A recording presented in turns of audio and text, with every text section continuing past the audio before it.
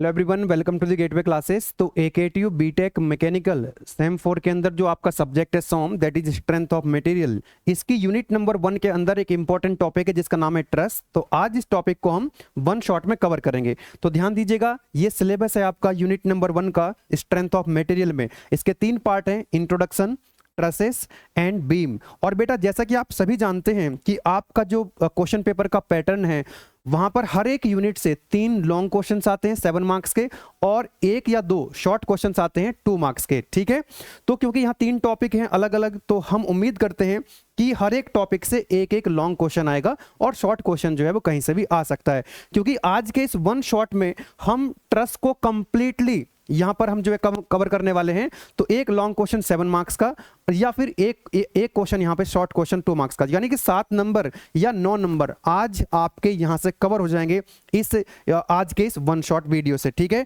और यहां पर आप देख सकते हैं कि जो ट्रस का जो लॉन्ग क्वेश्चन आता है वो न्यूमेरिकल आता है सॉल्व करने के लिए, और न्यूमेरिकल अगर आपको समझ में आ जाए तो आप इजीली सॉल्व कर सकते हो, गलती होने के चांस भी यहां पर कम होते हैं। बस एक दो चार क्वेश्चन की आपको प्रैक्टिस करनी पड़ेगी। तो यहां पर जो न्यूमेरिकल सॉल्व करते हैं आप ट्रस का, वहां पर 2 मेथड्स होते हैं, एक होता है मेथड ऑफ ज्वाइंट्स और दूसरा होता है मेथड ऑफ सेक्शंस। दोनों मेथड को आज के इस वन शॉट में हम कवर करने वाले हैं। क्योंकि आपके एग्जाम में टाइम कम है तो हमने आपका टाइम बचाने के लिए पहले से ही जो है प्री वर्क करके रखा हुआ है। यहाँ पे काफी मेहनत से हमने ये नोट्स आपके लिए तैयार पहले से कर लिए। मैं एक्सप्लेन करूंगा हर एक स्टेप, तो पूरे का पूरा जो टॉपिक है आपका वो कंप्लीट आज इस वन शॉट में कवर हो जाएगा। और ये जो नोट्स हैं, जो मैं आपको एक नोट्स की झलक दिखा रहा हूं, ये नोट्स आपको एप्लीकेशन के अंदर मिल जाएंगे। तो एप्लीकेशन प्ले स्टोर या ऐप स्टोर से आप डाउनलोड कर लीजिएगा। तो दोनों मेथड से मैं यहां पर कराने वाला हूं। न्यूमेरिकल प्रॉब्लम को हम सॉल्व करेंगे, एक एक स्टेप में आपको यहां समझाऊंगा। जैसे ही आपका आज का वन शॉट कंप्लीट हो रहा होगा, जैसे ही आप ये वन शॉट पूरा देख लेंगे, तो आपका जो टॉपिक है ट्रस वाला, वो ट्रस वाला जो टॉपिक है आपका पूरा का पूरा कंप्लीट हो जाएगा। मतलब आप जो है न्यूमेरिकल प्रॉब्लम ट्रस के सॉल्व कर पाएंगे, इतना कॉन्फिडेंस आज इस वन शॉट के बाद आ जाएगा। तो चलिए बिना किसी देरी के हम स्टार्ट करते हैं आज का अपना ट्रस का वन शॉट। ओके, तो सबसे पहले तो हम यही समझेंगे बेटा कि ट्रस होता क्या है। ट्रस को अगर 2 नंबर में पूछ ले आपसे कि what is the definition of truss, तो आप उसमें क्या लिखेंगे? देखिए, एक टर्म होती है बेटा स्ट्रक्चर, है ना। टर्म क्या होती है बेटा? स्ट्रक्चर। तो ये जो स्ट्रक्चर होता है बेटा, ये स्ट्रक्चर फ्रेम भी हो सकता है और ये स्ट्रक्चर ट्रस भी हो सकता है। तो ट्रस हम कब बोलेंगे? तो देखो जरा, यहाँ पे जो स्ट्रक्चर होता है, यहाँ पर मेंबर्स होते हैं, यहाँ पर बार होती हैं, ठीक है ना, बार मेंबर्स कह सकते हैं। ठीक है, जैसे यहाँ पर आप देख सकते हैं AC एक मेंबर है, बार है, यहाँ पर CD दूसरा मेंबर है, यहाँ पर आप देख सकते हैं ये DE एक मेंबर है। और ये जो मेंबर जहाँ पर मिलते हैं, मीट करते हैं, उसको बोलते हैं ज्वाइंट। तो यहाँ पर देखो, एक ये वाला जो मेंबर 1 है और मेंबर 2 है, ये ज्वाइंट है यहाँ पे। यहाँ पर मेंबर 1, मेंबर 4, मेंबर 3, यहाँ पर एक ज्वाइंट है, यहाँ पर एक ज्वाइंट है। कहने का मतलब ये है कि यहाँ पर जो फोर्स लगे हुए हैं, ये फोर्स F1 इस ज्वाइंट पे लगा हुआ है, F2 इस ज्वाइंट पे लगा हुआ है, यहाँ पर एक फोर्स लगा। मतलब जितने भी फोर्स हैं बेटा, ये सब ज्वाइंट पे लगे हुए हैं। जितने भी फोर्सेस हैं वो कहाँ पे लगे हुए हैं? ज्वाइंट पे लगे हुए हैं। ऐसा नहीं है कि यहाँ पर कोई फोर्स जो है ज्वाइंट के अलावा मेंबर पे किसी और लोकेशन पे, जैसे यहाँ पर मैंने फोर्स लगा दिया तो ये अब ट्रस नहीं कहलाएगा। मतलब कहने का ये है बेटा कि कोई भी स्ट्रक्चर ट्रस तब कहलाता है कि जब जितने भी फोर्स लगे हैं, जितने भी लोड लगे हुए हैं, वो केवल और केवल ज्वाइंट पे लगे हों, किसी अदर लोकेशन पे ना लगे हों, किसी और पॉइंट पे ना लगे हों। ठीक है, the structure is called a truss when the loads are applied only at the joints. जब लोड कहां पे लगे होंगे? Only at the joints, not any other point of the bar member. Member के किसी और पॉइंट पे लोड नहीं लगा रहेगा। दूसरा, कोई भी स्ट्रक्चर जो है वो फ्रेम कब कहलाएगा? कि ज्वाइंट के अलावा फोर्स जो है किसी और पॉइंट पे भी लगे रह सकते हैं। ध्यान सुनो कि कोई भी स्ट्रक्चर फ्रेम कब कहलाएगा? कि फ्रेम के अंदर क्या होता है कि जो फोर्सेस हैं ज्वाइंट पे तो लगे होंगे, ज्वाइंट के अलावा मेंबर के जो बार मेंबर है उसके किसी और पॉइंट पे भी लगे होंगे। आगे बढ़ते हैं बेटा, यहां पे नेक्स्ट देखते हैं हम statically determinate beam, statically determinate beam और स्टैटिकली इनडिटरमिनेट बीम, है ना। डिटरमिनेट और इनडिटरमिनेट बीम या इनडिटरमिनेट स्ट्रक्चर आप कह सकते हैं। तो आपने ये 3 इक्वेशन पढ़ी बेटा। पहली इक्वेशन क्या होती है? ये आपकी इक्वेशन और इक्विलिब्रियम होती है ना। या पहले कई बार पढ़ चुके होंगे। पहला आता है कि algebraic sum of fx equal to 0, यानी कि हॉरिजॉन्टल डायरेक्शन में जितने भी फोर्सेस हैं उनका एल्जेब्रिक सम कितना होना चाहिए, 0। इसी तरह से वाई डायरेक्शन में यानी कि वर्टिकल डायरेक्शन में, कि वर्टिकल डायरेक्शन में जितने भी एल्जेब्रिक सम है, एल्जेब्रिक सम ऑफ फोर्सेस उनका सम कितना होना चाहिए, 0। इसी तरह से किसी भी पॉइंट पे एल्जेब्रिक सम ऑफ मोमेंट क्या होना चाहिए, मस्ट बी इक्वल टू 0। अब ध्यान से सुनो, स्टैटिकली डिटरमिनेट फ्रेम क्या होता है कि इन तीन इक्वेशंस को सॉल्व करके अगर हम रिएक्शंस को कैलकुलेट कर पाते हैं तो वो स्टैटिकली डिटरमिनेट फ्रेम कहलाते हैं। The force analysis of member of statically determinate frame can be made by applying the equations of statics only. इन तीनों इक्वेशंस का यूज करते हुए अगर हम फ्रेम को, मतलब जो रिएक्शंस वगैरह उनको कैलकुलेट कर पा रहे हैं, उनको डिटरमाइन कर पा रहे हैं, इसका मतलब है कि वो स्टैटिकली डिटरमिनेट फ्रेम है। अगर इनडिटरमिनेट का मतलब क्या है कि इन तीनों इक्वेशंस की हेल्प से हम उसको सॉल्व नहीं कर सकते, रिएक्शंस को डिटरमाइन नहीं कर सकते। तो हमारे जो एग्जाम में है, हमारे जो सिलेबस में है, वो स्टैटिकली डिटरमिनेट ही आएंगे, वहां पर हम रिएक्शंस कैलकुलेट कर पाएंगे। आइए, इसके बाद आपसे कई बार पूछ लेता है कि परफेक्ट ट्रस क्या होता है ना, परफेक्ट ट्रस क्या होता है ना, डिफरेंस पूछ लेगा परफेक्ट ट्रस, इम्परफेक्ट ट्रस में और रिडंडेंट ट्रस में क्या डिफरेंस होता है। इसको समझते हैं, बहुत आसान है, कोई दिक्कत नहीं है। आइएगा, तो इसको हम डायग्राम समझते हैं। जैसे यहां पर आप देख रहे हो कि ये कोई ट्रस है, यहां पर कितने मेंबर हैं, 1 2 3, देयर आर 3 मेंबर्स, ठीक है, देयर आर 3 मेंबर्स। अब ध्यान से सुनना, a truss is a perfect if a number of members is just sufficient to prevent the distortion of the shape under the external load. कि भाई इस ट्रस के ऊपर जब एक्सटर्नल लोड लगाएंगे, इस ट्रस के ऊपर जब एक्सटर्नल लोड लगाएंगे तो ऐसा ना हो कि लोड लगाने पर ये जो ट्रस है ये डिस्टॉर्ट हो जाए, इसकी जो शेप है वो चेंज हो जाए, है ना। आपने देखा होगा टावर वगैरह जब उस पर लोड लगते हैं तो वो कई बार कोलैप्स हो जाते हैं, तो उनकी जो शेप है ना, वो डिस्टॉर्ट ना हो जाए, तब हम उसको बोलेंगे क्या कि ये परफेक्ट ट्रस है। परफेक्ट ट्रस होने के लिए कंडीशन क्या होती है, वो कंडीशन होती है बेटा m equal to 2j minus 3, m equal to 2j minus 3। यहां पर m क्या है, number of members, and j क्या है, नंबर ऑफ ज्वाइंट। इस एग्जांपल से समझेंगे, हम देखेंगे कि यार ये जो 3 बार का जो ट्रस है, क्या ये परफेक्ट ट्रस है। तो देखते हैं, तो यहां पर मेंबर कितने हो गए, 1 2 3, तो नंबर ऑफ मेंबर यानी m की वैल्यू 3 हो गई। नंबर ऑफ ज्वाइंट कितने हैं कि एक ज्वाइंट ये है, दूसरा ज्वाइंट ये और तीसरा ज्वाइंट ये, तो नंबर ऑफ ज्वाइंट j की वैल्यू कितनी होगी, 3। अब हम देखेंगे m equal to 2j minus 3, तो इसकी जो लेफ्ट हैंड साइड m वो कितना है, 3। अब इधर 2j माइनस 3, j की वैल्यू पुट करेंगे 3, तो 2 इंटू 3 माइनस 3, तो ये 3 इक्वल टू 3 आ गया। यानी कि जो लेफ्ट हैंड साइड है वो राइट हैंड साइड के बराबर है। दैट मीन्स ये जो कंडीशन है वो सेटिस्फाई हो रही है, इसका मतलब ये जो ट्रस है ये परफेक्ट ट्रस है। इसी तरह से दूसरा एग्जांपल आप ले सकते हैं, अगर आपको कोई ट्रस दिया हुआ आप पहचान सकते हैं इस इक्वेशन की हेल्प से कि वो कौन सा ट्रस है। आइए देखते हैं फिर से, इस डायग्राम में अगर देखेंगे तो नंबर ऑफ मेंबर्स कितने, 1 2 3 4 5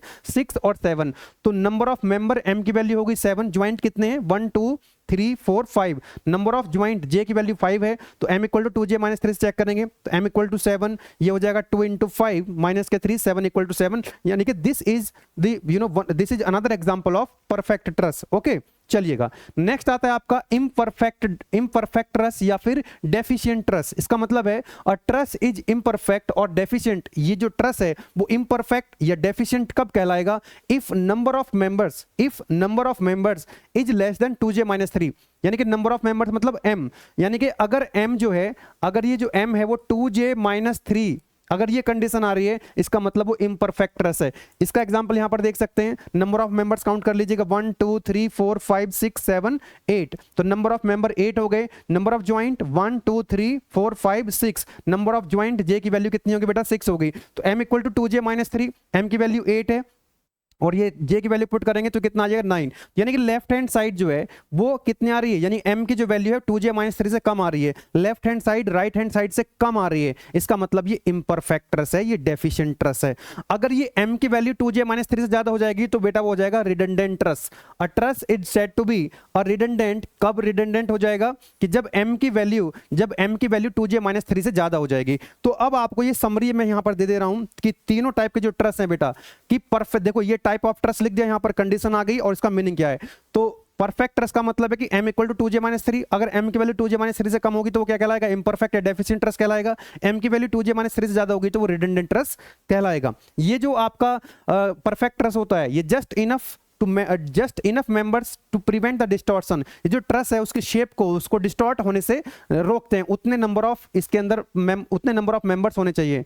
इम्परफेक्ट का मतलब क्या हुआ बेटा, द नॉट इनफ मेंबर्स तो ये अनस्टेबल होता है, ट्रस जो है अनस्टेबल होता है। और रिडंडेंट का मतलब होता है कि इसमें एक्स्ट्रा मेंबर्स हैं, इसके अंदर क्या है, एक्स्ट्रा मेंबर्स हैं, मतलब इसमें सफिशिएंट मेंबर्स हैं।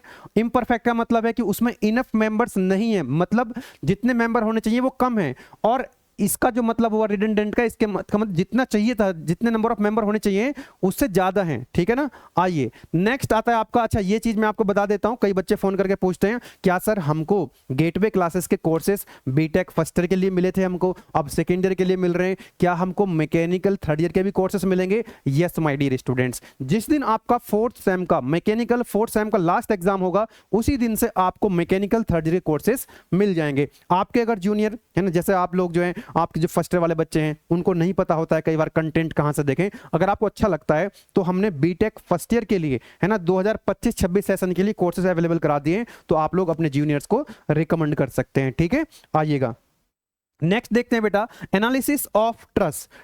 एनालिसिस ऑफ ट्रस्ट, अब इसमें ध्यान से देखेंगे, कई बार 2 नंबर में ये पूछ लेता है आपसे कि जो ट्रस्ट का जब हम एनालिसिस करते हैं, during the analysis of trust जो एजम्पशंस हम एज्यूम करते हैं वो कौन कौन से एजम्पशंस हैं, तो ये 2 नंबर में कभी कभी एग्जाम में क्वेश्चन पूछ लिया जाता है। तो कौन कौन से एजम्पशंस हैं जो हम लेते हैं। पहला, the trust is a perfect, जो ट्रस्ट है वो कैसा होगा, परफेक्ट होगा, यानी कि कंडीशन क्या होगी, सेटिस्फाई करेगा 2j - 3 m = 2j - 3, ये कंडीशन क्या होनी चाहिए, सेटिस्फाई होनी चाहिए। All members of the truss are rigid and in the same plane, जितने भी मेंबर्स होते हैं वो कैसे होने चाहिए, वो रिजिड होने चाहिए और सेम प्लेन के अंदर होने चाहिए, एक ही प्लेन के अंदर होने चाहिए, ठीक है ना, इस तरह से एक ही प्लेन के अंदर होने चाहिए। The members are cylinder and of uniform cross section, उसका यूनिफॉर्म क्रॉस सेक्शन होना चाहिए। जैसे ये है, मान लो ये कोई मेंबर है ट्रस्ट का, तो इसका जो डायमीटर है, इसका जो क्रॉस सेक्शन है वो क्या होना चाहिए, सेम होना चाहिए। External load and support reactions act only at the joint, जैसे कि हमने आपको बताया था कि भाई जो भी रिएक्शंस होंगे, जो भी फोर्सेस होंगे वो केवल और केवल ज्वाइंट पे लग रहे होंगे। The self weight of the members are negligible, बहुत सारे n नंबर ऑफ मेंबर्स वहां पे हैं, तो उसका जो एक मेंबर का जो सेल्फ वेट होगा वो नेग्लिजिबल रहेगा। All joints are pin joint, जितने भी ज्वाइंट्स होंगे पिन ज्वाइंट हो रहे हैं, पिन ज्वाइंट होंगे। ऑल ज्वाइंट्स आर स्मूथ, यानी कि फ्रिक्शन लेस होंगे। तो दीज आर दी एजम्पशंस जो कि हम यूज करते हैं during the analysis of trust. आइए इसके बाद हम यहां पर देख लेंगे। अच्छा एक बात मैं आपको यहां बता दूं कि जैसे कि मैंने स्टार्टिंग में भी सिलेबस में भी आपको दिखाया था कि जब हम न्यूमेरिकल सॉल्व करेंगे ट्रस्ट के, जब हम न्यूमेरिकल सॉल्व करते हैं तो उसमें 2 मेथड्स हैं, method of joint and method of section. अब आपके मन में ये सवाल आएगा कि सर क्वेश्चन कौन से मेथड से करना चाहिए, तो इस बात को, मेरी बात को ध्यान सुनो। अगर देखिए क्वेश्चन के अंदर उसने बोला नहीं है कि कौन सा मेथड यूज करना है आपको, तो आप कोई भी मेथड यूज कर सकते हैं। लेकिन अब आपके मन में ये सवाल आएगा कि सर हम कैसे पहचानें कौन सा मेथड आसान लगेगा, कैसे आइडेंटिफाई करें, तो उसका तरीका मैं बता रहा हूं। अगर वो बोल रहा है, ये एग्जांपल के तौर पर बता रहा हूं कि मान लो एक ट्रस्ट इस तरह का दिया हुआ है, यहां पर n नंबर ऑफ मेंबर्स हैं, कह रहा है determine the magnitude and nature of the forces in all the members of the truss with the as shown in the figure, ठीक है ना। तो ये डायग्राम आपको दे रखा होगा, इसमें आपको हर एक मेंबर के अंदर अगर फोर्स निकलवा रहा है कि फोर्स का मैग्नीट्यूड कितना है, फोर्स का नेचर कैसा है, वो कंप्रेसिव नेचर का है कि टेंसाइल नेचर का है, अगर सभी मेंबर्स में फोर्स निकलवा रहा है तो आप मेथड ऑफ ज्वाइंट लगाएंगे। उसमें क्या लगाएंगे, मेथड ऑफ ज्वाइंट लगाएंगे। अगर वो कह रहा है किसी पर्टिकुलर मेंबर में फोर्स निकालना, जैसे ये एग्जांपल दूसरा मैंने लिया यहां पर कि यहां पर एक ट्रस्ट दिया हुआ है, क्या दिया हुआ है, ट्रस्ट दिया हुआ है, और आपको नहीं दे रखा है कि कौन सा मेथड लगाना है, उसने बोला नहीं, मेंशन नहीं किया है, और लेकिन उसने ये बोला है कि determine the forces in member CD, ये जो CD मेंबर है, ये DG मेंबर है और GH मेंबर है, यानी कि पर्टिकुलर मेंबर में अगर आपसे फोर्स निकलवा रहा है, इसका मतलब आप मेथड ऑफ ज्वाइंट यूज करेंगे। अगर किसी पर्टिकुलर मेंबर में फोर्स निकालना है, सभी मेंबर्स में फोर्स निकलवा रहा है तो मेथड ऑफ ज्वाइंट, किसी पर्टिकुलर मेंबर में 2-3 मेंबर में अगर फोर्स निकलवा रहा है तो मेथड ऑफ सेक्शन, ठीक है ना, ये आप इससे पहचान सकते हैं। आइए आगे बढ़ते हैं। अब हम सबसे पहले, क्योंकि 2 मेथड हो गए, मेथड ऑफ ज्वाइंट और मेथड ऑफ सेक्शन, तो मेथड ऑफ ज्वाइंट पहले पढ़ लेते हैं, उसके बाद मेथड ऑफ सेक्शन पढ़ेंगे। ज्यादा चांसेस होते हैं कि मेथड ऑफ ज्वाइंट से क्वेश्चन मिल जाता है आपको, लेकिन मैं दोनों पढ़ाऊंगा, दोनों आसान है, कोई दिक्कत नहीं है। सुनो कैसे करना है इसको। मेथड ऑफ ज्वाइंट में क्या करते हैं हम लोग कि every joint is treated as a free body in equilibrium, हर एक ज्वाइंट को हम as a free body treat करते हैं। और हम यहां पर ये इक्वेशन यूज करते हैं बेटा कि the sum of all vertical forces, जितने भी वर्टिकल फोर्सेस होते हैं, वर्टिकल फोर्सेस यानी कि वाई डायरेक्शन में जो फोर्सेस हैं उनका एल्जेब्रिक सम 0 होना चाहिए, और जो हॉरिजॉन्टल डायरेक्शन है, जो हॉरिजॉन्टल डायरेक्शन है उनके हॉरिजॉन्टल डायरेक्शन में यानी एक्स डायरेक्शन में क्या होना चाहिए, algebraic sum of forces must be equal to 0। हर एक ज्वाइंट पे हम यही काम करने वाले हैं। चलिए ये जो स्टेप्स लिखे हुए हैं, जब मैं आगे न्यूमेरिकल सॉल्व करूंगा तो ये सारे स्टेप्स वहां पर आपको समझ में आ जाएंगे, टेंशन आपको लेनी नहीं है बिल्कुल भी, ठीक है। अब हमको ये पहचानना आना चाहिए कि principles to identify the zero force member in a truss,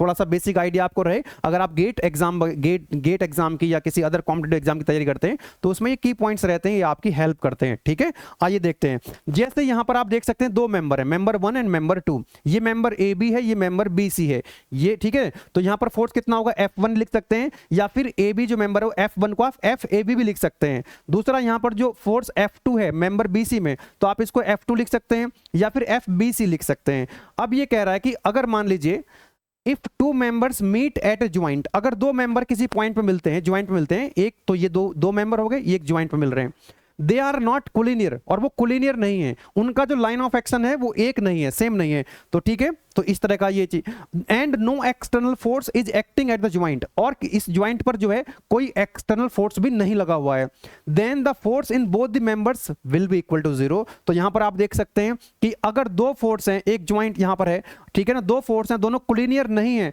तो दोनों, और ज्वाइंट पर लोड भी लगा हुआ नहीं है, इसका मतलब इस मेंबर में फोर्स भी 0 होगा, इस मेंबर में फोर्स कितना होगा, 0 होगा। यानी कि दोनों फोर्स में F1, दोनों मेंबर्स में F1 F2 कितने हो जाएंगे, 0 हो जाएंगे। दूसरा, if 3 members meet at joint, अगर 3 मेंबर किसी ज्वाइंट पे मिलते हैं, जैसा आप देख सकते हैं मेंबर 1, मेंबर 2, मेंबर 3 इस ज्वाइंट पे मिल रहे हैं, द ज्वाइंट इज अनलोडेड, और इस ज्वाइंट पे कोई लोड नहीं लगा हुआ है, and two of the members are collinear, और इन तीन में से दो कोलिनियर हैं, जैसे ये मेंबर 1 और मेंबर 2 जो है वो कोलिनियर हैं, और जो तीसरा फोर्स है, तीसरा जो मेंबर है नॉन कोलिनियर, उस मेंबर के अंदर फोर्स कितना होगा, 0 होगा, उस मेंबर के अंदर फोर्स कितना होगा बेटा, 0 होगा, ठीक है ना। तो यहां पर ये जो मेंबर है मेंबर BD, तो इस मेंबर BD में जो फोर्स F3 है that will be equal to 0। अब ये हमको एक एग्जांपल के माध्यम से और समझ लेना है ताकि ये चीज हमारी पक्की हो जाए। ओके, आइए जरा देख लेते हैं। यहां पे हम लोग यहां पे देखेंगे तो हमको ये पहचानना है इसमें से कि कौन सा मेंबर ऐसा है कि जहां पर फोर्स 0 है। आप पहचान सकते हैं, बिल्कुल पहचान सकते हैं।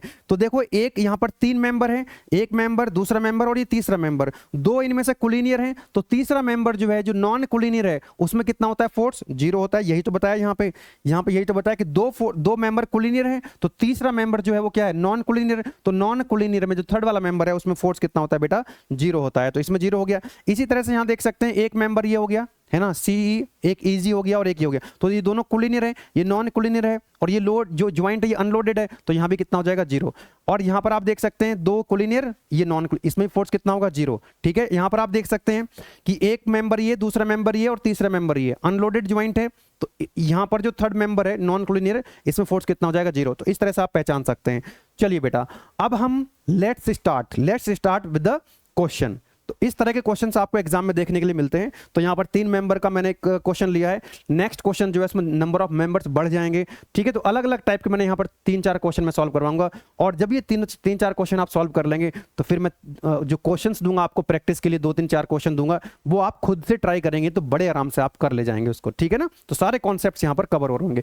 तो इस तरह का बेटा आपको क्या दिया हुआ है, एक ट्रस्ट दिया हुआ है, और कह रहा है कि हर एक मेंबर में आपको फोर्स निकालना है, फोर्स का मैग्नीट्यूड कितना होगा और उसका फोर्स का नेचर कैसा होगा, कि वो कंप्रेसिव होगा कि वो टेंसाइल होगा, ठीक है। तो determine the magnitude and nature of the forces in all the members of A truss with the given loading and support system, ठीक है। तो यहां पर आप देखेंगे ये पॉइंट A है, ये पॉइंट B है और ये पॉइंट C है। तो ये हो गया AB मेंबर, ये हो गया AC मेंबर और ये हो गया BC मेंबर। बोलो यस और नो। ये एंगल 60 दिया है, ये एंगल 30 दिया है, तो ये एंगल कितना हो जाएगा बेटा, 90 डिग्री। ये वाला जो मेंबर है और ये वाला जो मेंबर है, इनके बीच का एंगल कितना है, 90 डिग्री, कोई दिक्कत नहीं है। और यहां पर जो लेंथ दे रखी है इसकी 5 मीटर दे रखी है, कितनी दे रखी है, 5 मीटर दे रखी है। अब हम ट्रस में जो ट्रस के मेंबर हैं, जो हम फोर्स निकालते हैं हर एक मेंबर के अंदर, तो उससे पहले हमको ये रिएक्शंस कैलकुलेट करनी होती हैं। यहां पर क्योंकि ये रोलर सपोर्ट लगी हुई है बेटा, आप सभी जानते हैं कि रोलर सपोर्ट पे केवल और केवल एक वर्टिकल रिएक्शन आती है, तो ये वर्टिकल रिएक्शन हम कैलकुलेट करनी है, ये हमने कैलकुलेट करी है। अब यहां पर जो हिंज सपोर्ट है, एक हॉरिजॉन्टल रिएक्शन आती है और एक वर्टिकल रिएक्शन आती है, ठीक है। क्योंकि यहां पर कोई हॉरिजॉन्टल लोड लगा हुआ नहीं है, तो हॉरिजॉन्टल रिएक्शन कितनी हो जाएगी, 0 हो जाएगी, वो हम कैलकुलेट करेंगे, और वर्टिकल रिएक्शन यहां पर आएगी, ठीक है।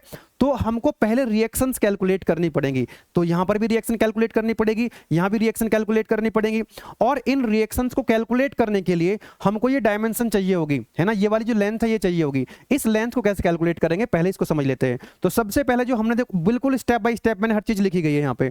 तो इन ट्रायंगल ABC, एक राइट एंगल ट्रायंगल है ABC, ये जो बड़े वाला ट्रायंगल है, तो ये एंगल कितना है बेटा 60 डिग्री है, तो cos 60 लगा सकते हैं यहाँ पर। तो cos 60 कितना हो जाएगा, cos 60 is equal to base upon hypotenuse, base upon hypotenuse, तो ये हो जाएगा cos 60 is equal to AC upon AB, AC upon AB, ये हाइपोटेनियस है और ये इसका बेस है। तो यहाँ पे आपको जो है ये वैल्यू दे रखी है बेटा, AB की वैल्यू 5 मीटर और cos 60 की वैल्यू आपको पता है, कैलकुलेटर से आप सॉल्व कर लेंगे तो AC की वैल्यू आ जाएगी 2.5 मीटर, ये 2.5 मीटर आ जाएगी। इसी तरह से अब हम एक काम कर सकते हैं, पॉइंट C से एक परपेंडिकुलर ड्रॉ कर सकते हैं। तो D पे हमने एक परपेंडिकुलर, यहाँ पर इस पे हमने एक परपेंडिकुलर ड्रॉ कर दिया, तो हमको मिल गई एक लाइन CD। अब यहाँ पर एक राइट एंगल ट्रायंगल मिल जाएगा आपको, ट्रायंगल ACD, है ना, ACD, ये वाला राइट एंगल ट्रायंगल, ये एंगल कितना है 60 डिग्री। तो इसमें भी आप cos 60 लगाएंगे तो क्या हो जाएगा, you know, base upon hypotenuse, और बेस कितना है इस बार, बेस ED है और हाइपोटेनियस AC है, क्योंकि आप सभी जानते हैं ना कि इस बार 90 डिग्री ये है ना इस ट्रायंगल में, तो 90 डिग्री के सामने वाला क्या होता है, 90 डिग्री के सामने वाला हाइपोटेनियस होता है और एंगल के बगल वाला बेस होता है। तो कितना हो जाएगा बेटा AD upon AC, AD upon AC, AC की वैल्यू हम पहले कैलकुलेट कर चुके हैं 2.5, तो AD की वैल्यू आ जाएगी कितनी 1.25 मीटर, बोलो यस और नो, 1.25 मीटर। अब ये वैल्यू हमारे पास आ चुकी है 1.25 मीटर, ये डिस्टेंस भी हमको पता है, और ठीक है ना। तो अब हम इसको जो है रिएक्शंस कैलकुलेट कर पाएंगे, रिएक्शंस कैलकुलेट कर पाएंगे। आइएगा, अब रिएक्शंस कैसे कैलकुलेट करते हैं बेटा, वो जो 3 इक्वेशन मैंने बताई थी, summation M equal to 0, summation Fy equal to 0 and summation Fx equal to 0। x direction में, y डायरेक्शन में जो एल्जेब्रिक सम ऑफ फोर्सेस है वो 0 होना चाहिए, और किसी पॉइंट के अबाउट जब आप मोमेंट लेते हैं तो उसके अबाउट सभी फोर्सेस का जो मोमेंट है उनका एल्जेब्रिक मोमेंट का सम जो है 0 के बराबर होना चाहिए।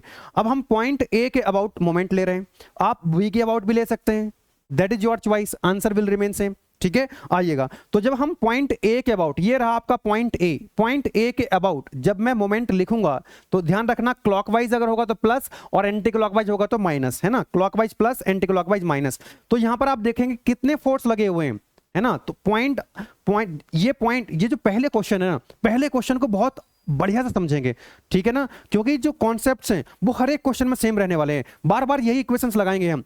अब देखो पॉइंट A के अबाउट जब आपको मोमेंट लिखना होता है, पॉइंट A के अबाउट जब आप मोमेंट लिखेंगे तो क्लॉकवाइज और एंटी क्लॉकवाइज पहचानना पड़ेगा आपको। तो आपने क्या करना है, जैसे इस अंगूठे को तरफ लो, पॉइंट A, जिस पॉइंट के अबाउट आप मोमेंट ले रहे हैं, अब किस फोर्स का मोमेंट लिख रहे हैं आप, जैसे मान लो यहां पर आपको 30 किलो न्यूटन है, इसका मोमेंट लिखना है, तो 30 किलो न्यूटन तो नीचे की तरफ लगा हुआ है, तो यहां पर रखो आप ऐसे, और देखो ये जो है ना फिंगर उधर ले जाओ जिधर फोर्स जा रहा है, तो फोर्स की डायरेक्शन क्या है, ये वाली है, तो कैसे घुमा रहा है ये क्लॉकवाइज, है ना, तो कैसे घुमा रहा है, क्लॉकवाइज घुमा रहा है, तो क्लॉकवाइज तो प्लस, और डिस्टेंस भाई मोमेंट क्या होता है, फोर्स इनटू परपेंडिकुलर डिस्टेंस, तो यहां पर जो इसका लाइन ऑफ एक्शन 30 का ये जो परपेंडिकुलर डिस्टेंस है वो कितनी है पॉइंट A तक की, दैट इज 1.25 मीटर। तो यहां पे आ जाएगा देखो 30 इंटू 1.25 मीटर। ओके, दूसरा जो फोर्स है यहां पर आप देख सकते हैं रिएक्शन है, तो ये अब देखो जरा इस पॉइंट के अबाउट आपको लेना है, इस पॉइंट के अबाउट, तो ये क्या जा रहा है, ऊपर की तरफ जा रहा है, ऊपर की तरफ यानी एंटी क्लॉकवाइज। ये जो फोर्स है, ये जो रिएक्शन है RB, ये जो रिएक्शन RB है ये ऊपर की तरफ है, तो ये जो RB है पॉइंट A को क्या, पॉइंट A के अबाउट कैसे घुमाएगी, एंटी क्लॉकवाइज, तो हमने लिखा एंटी क्लॉकवाइज माइनस के RB, और डिस्टेंस कितनी है RB की यहां से, that is equal to 5 metre, तो RB इंटू 5, तो यहां से बेटा RB की वैल्यू निकल जाएगी। अरे यस और नो, बहुत सिंपल बात है, आपको मैं रिकॉल करा रहा हूं, शायद आप में से ज्यादातर बच्चों को ये बात पता होगी, ठीक है। तो RB कितना आ गया 7.5 किलोमीटर, हमने यहां से कैलकुलेट करके यहां लिख लिया इसको। दूसरा कि जो एल्जेब्रिक सम ऑफ फोर्सेस हैं x डायरेक्शन में उनका भी क्या होना चाहिए, 0 होना चाहिए समेशन। तो यहां पर कोई हॉरिजॉन्टल कितनी, एक रिएक्शन RAH, तो यहां लिखेंगे RAH। अच्छा, जब हॉरिजॉन्टल डायरेक्शन की हम बात करते हैं तो राइट हैंड साइड में जो फोर्स लग रहे होंगे टुवर्ड्स राइट उनको प्लस, और जो टुवर्ड्स लेफ्ट लग रहे होंगे उनको माइनस। तो यहाँ पर तो केवल एक ही रिएक्शन RAH और कोई फोर्स यहाँ पर हॉरिजॉन्टल डायरेक्शन में है नहीं, तो ये RAH की वैल्यू कितनी हो जाएगी बेटा 0।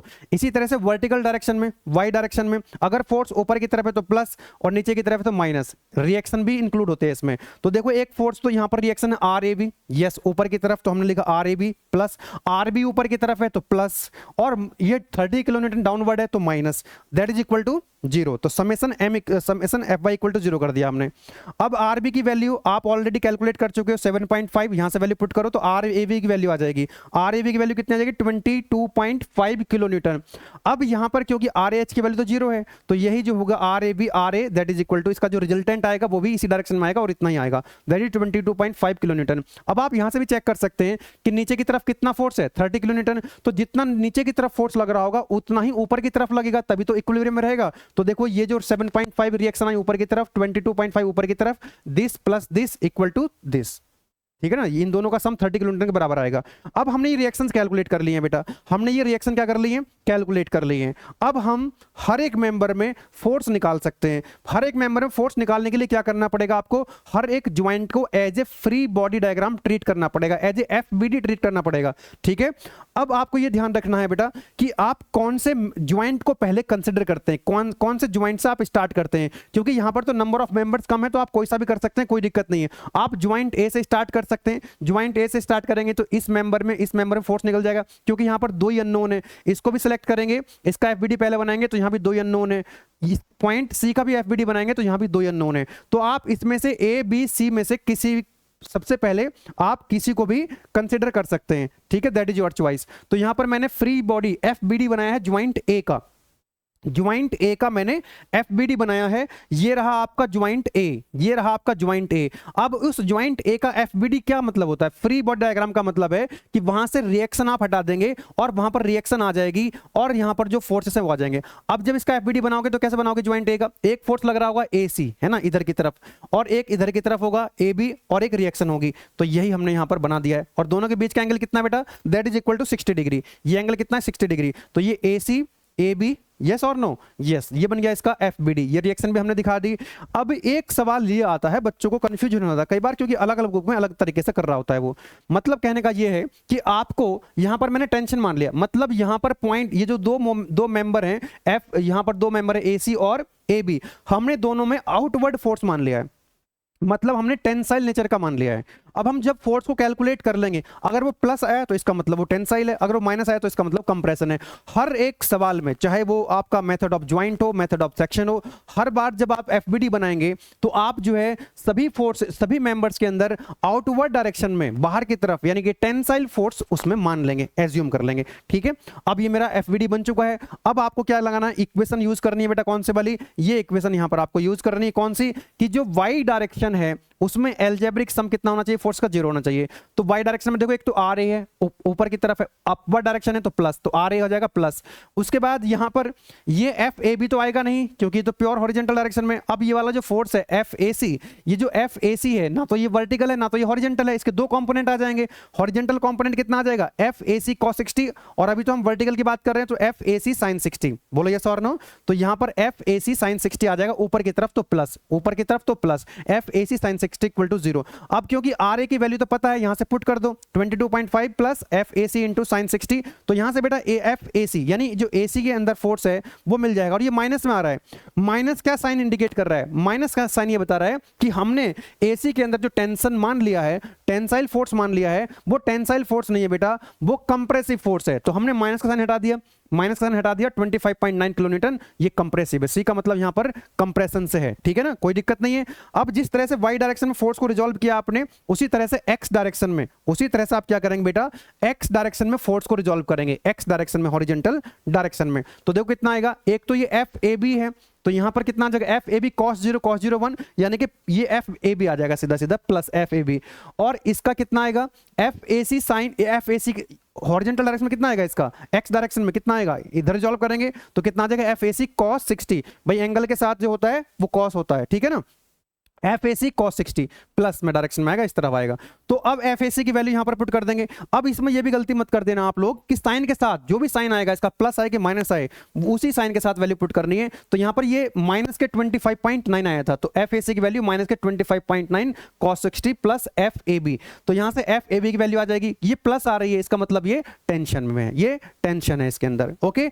अब हमारे पास दो फोर्स के अंदर, दो मेंबर के अंदर फोर्स निकाल चुके हम, कौन कौन सा फोर्स निकाल चुके, क्योंकि ये ज्वाइंट हमने सेलेक्ट किया था, तो एसी मेंबर के अंदर फोर्स आ गया और ए बी मेंबर के अंदर। अब ये वाला जो फोर्स है बचा हुआ है, इस इस मेंबर के अंदर फोर्स निकालने के लिए या तो आप पॉइंट सी को एफबीडी बना लीजिए, पॉइंट सी का, या बी का एफबीडी बना लीजिए। तो यहां पर मैंने पॉइंट ज्वाइंट कौन सा है, ये ज्वाइंट बी का मैंने यहां पर बेटा क्या बना दिया है, ज्वाइंट बी का एफबीडी बना दिया है। ज्वाइंट बी का जब एफबीडी बनाओगे तो यहां पर देखो एक तो रिएक्शन है बी पर, और ये दो फोर्स हैं, एक बीसी फोर्स आएगा बीसी मेंबर, और दूसरा ये आएगा आपका बी ए मेंबर। ओके, यहां पर आप देख सकते हैं बी ए, और दोनों के बीच का एंगल कितना बेटा, इनके बीच का एंगल है 30 डिग्री। तो वही काम यहां भी करना है, बार बार वही चीजें रिपीट करनी है, वही स्टेप्स रिपीट करने हैं। तो क्या करेंगे, summation F Y equal to 0, summation F Y equal to 0। अब देखो वाई डायरेक्शन में कितने फोर्स हैं, एक तो ये आएगा आर बी ऊपर की तरफ है तो प्लस, अब ये जो फोर्स है ना तो ये हॉरिजॉन्टल में है ना वर्टिकल में है, तो इसके दो कंपोनेंट आएंगे। अभी हम वर्टिकल की बात करें वाई डायरेक्शन में तो ये आ जाएगा F B C sine 30, F B C sine 30, yes और नो। आर बी की वैल्यू यहां से पुट कर दीजिएगा तो एफ बी सी यानी बीसी मेंबर में फोर्स आ जाएगा कितना, ये माइनस में आएगा 15 किलो न्यूटन, इसका मतलब है 15 किलो न्यूटन कंप्रेशन में है। तो ये तीन ही मेंबर में हमको फोर्स निकालना था, तीन ही मेंबर। अच्छा यहां पर आप एक काम कर सकते हैं, अभी एफ ए बी की यहां पर आप देखो ये एफ बी सी आ चुका है और एफ ए बी हम पहले ही निकाल चुके थे। आप चाहो तो इसको कंसिडर करके एफ ए बी की वैल्यू निकाल सकते हो, और आप देखेंगे कि एफ ए बी की वैल्यू जो पहले आई है वही आएगी। एफ ए बी की वैल्यू कितनी आई बेटा, एफ ए बी की वैल्यू है 12.9 किलो न्यूटन। इस वाले ज्वाइंट से भी अगर आप निकालेंगे, इस डायग्राम से भी, तब भी इसकी वैल्यू इतनी ही आएगी। आप क्रॉस चेक कर सकते हैं इसको। आगे बढ़े चलिएगा।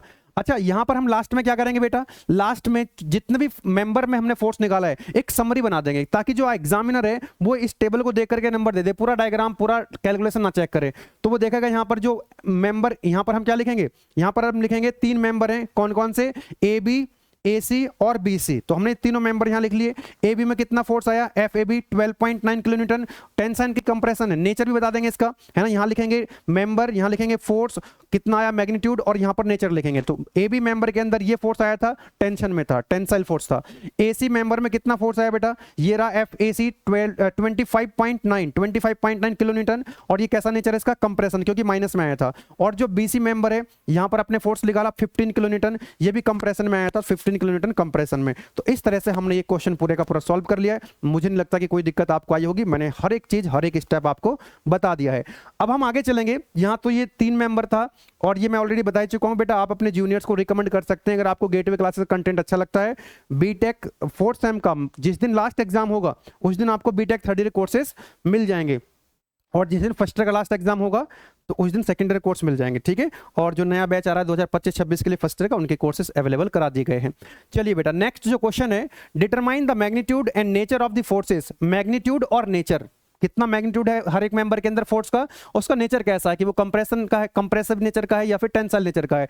दूसरा, अब देखो यहां पर पूछ रहा है ऑल द मेंबर्स। अब इसमें ये तो बोला नहीं कि कौन से मेथड से सॉल्व करना है, कि मेथड ऑफ ज्वाइंट या मेथड ऑफ सेक्शन, तो ऐसा बोला नहीं है। लेकिन ये तो कह रहा है कि ना ऑल मेंबर्स में, जब सभी मेंबर्स में आपको फोर्स निकालना हो तो आप समझ जाओ कि मेथड ऑफ ज्वाइंट आपको लगाना है, जिस मेथड से हमने क्वेश्चन सॉल्व किया था। तो ये डायग्राम आपको दे रखा है, आप देख सकते हैं यहां पर ए है, ये आप देख सकते हैं ये ए बी मेंबर है, बी सी मेंबर है ना, A E member, A B E B member है, ई डी मेंबर है, यहां पर आप देख सकते हैं बी डी मेंबर है, और ये सी डी मेंबर है। ओके, ये एंगल 60 है, ये एंगल 60 है। ये डायमेंशन आपको दे रखी है 2 मीटर, ये 2 मीटर दे रखी है, ये 2 मीटर दे रखी है। यानी कि जितने भी यहाँ लिंक हैं उन सभी लिंक की जो डायमेंशन है वो 2 मीटर है। वो कितनी है बेटा, 2 मीटर है। यहाँ पर एक फोर्स दिया हुआ है आपको पॉइंट ई पर, ज्वाइंट ई पर एक फोर्स लगा हुआ है 4 किलो न्यूटन, ज्वाइंट डी पर भी एक फोर्स लगा हुआ है 2 किलो न्यूटन, ठीक है ना। और यहाँ पर एक हिंज सपोर्ट है ए पर, यहां पर पॉइंट सी पर जो है एक रोलर सपोर्ट है। अब हमने क्या करना पड़ेगा बेटा, क्योंकि हम जब इसका रिएक्शन कैलकुलेट करेंगे तो रिएक्शन कैलकुलेट करने के लिए हमको इस फोर्स का मोमेंट लेना पड़ेगा पॉइंट ए के अबाउट या सी के अबाउट। इसी तरह से 2 किलो न्यूटन का भी हमको मोमेंट लेना पड़ेगा इस पॉइंट के अबाउट। तो इसका 4 का जो लाइन ऑफ एक्शन है वो ये है। अगर इस पॉइंट के अबाउट मोमेंट लेंगे तो ये डिस्टेंस चाहिए होगी, इसका फोर्स का मोमेंट लेंगे तो ये डिस्टेंस चाहिए होगी। तो हमको पहले ये डिस्टेंस कैलकुलेट करनी है। इस डिस्टेंस को कैलकुलेट करने के लिए क्या करेंगे कि भाई ये 60 है और ये 60 है, तो ये भी 60 डिग्री होगा। यहां से एक, यहां पर एक परपेंडिकुलर ड्रॉ करेंगे, है ना, एक परपेंडिकुलर ड्रॉ करेंगे इस लाइन ऑफ एक्शन के नीचे को, इसको इसका लाइन ऑफ एक्शन बढ़ा देंगे 4 किलो न्यूटन का। अब ये डिस्टेंस कैसे निकालेंगे बेटा, क्योंकि ये डिस्टेंस आपको दे रखी है 2 मीटर, है ना। ये डिस्टेंस आपको पता करनी है क्योंकि ये एंगल आपको दिया हुआ है। तो cos 60 आप यहां लगा सकते हैं क्या पहले की तरह। तो cos 60 कितना हो जाएगा, दिस cos 60 हो जाएगा दिस अपॉन दिस, यानी कि cos 60 is equal to AF upon AE। AF upon AE, क्योंकि AE की वैल्यू 2 मीटर आपको दे रखी है, तो बेटा यहां से AF की वैल्यू मिल जाएगी 1 मीटर। इसी तरह से आप ये वाली डिस्टेंस भी निकाल सकते हैं। कौन सा ट्रायंगल यूज करेंगे अब? Triangle BGD, triangle BGD। तो cos 60 कितना हो जाएगा? दिस अपॉन दिस, ये 2 मीटर है, दिस इज 2 मीटर, ये तो 2 मीटर है, तो ये भी कितना आ जाएगा बेटा? 1 मीटर आ जाएगा। DG भी कितना आ जाएगा? 1 मीटर आ जाएगा। अब एक काम करते हैं, सबसे पहले हम रिएक्शन कैलकुलेट करते हैं कि इस रोलर सपोर्ट में केवल एक रिएक्शन आएगी वर्टिकल डायरेक्शन में, जिसको हम लिखेंगे RC, क्योंकि R का मतलब रिएक्शन, C का मतलब पॉइंट C पे है। यहां पर पॉइंट A पर हिंज सपोर्ट है। यहां पर दो रिएक्शन आनी चाहिए, एक हॉरिजॉन्टल डायरेक्शन में और एक वर्टिकल डायरेक्शन में, क्योंकि इस पूरे ट्रस पे कहीं पर भी क्या नहीं है, कोई हॉरिजॉन्टल फोर्स नहीं है, हॉरिजॉन्टल लोड नहीं है, तो यहां पर केवल एक ही रिएक्शन आएगी वर्टिकल डायरेक्शन में, तो RA आ जाएगी, यानी R मतलब रिएक्शन, A का मतलब पॉइंट A पर कितना है, ये हम कैलकुलेट कर लेंगे। अभी कैसे कैलकुलेट करते हैं वो आपको पता ही है, वो तीनों इक्वेशंस का यूज करके हम कर सकते हैं। तो हम क्या कर रहे हैं, पॉइंट ए के अबाउट मोमेंट का एल्जेब्रिक सम 0 के बराबर कर रहे हैं। तो हमने लिखा यहां पर कि algebraic sum of moment about point A must be equal to 0, clockwise तो प्लस, एंटी क्लॉकवाइज तो माइनस। तो यहां पर आप देख लीजिएगा, अच्छा जिस पॉइंट के अबाउट आप मोमेंट लिख रहे हो, उस मोमेंट, उस पॉइंट से जितने भी फोर्स पास हो रहे होते हैं उनका मोमेंट कितना आता है? 0। जैसे यहां पर RA इससे अगर पास हो रहा है, अगर हम पॉइंट A के अबाउट मोमेंट लिख रहे हैं तो इसको तो कंसीडर करेंगे नहीं।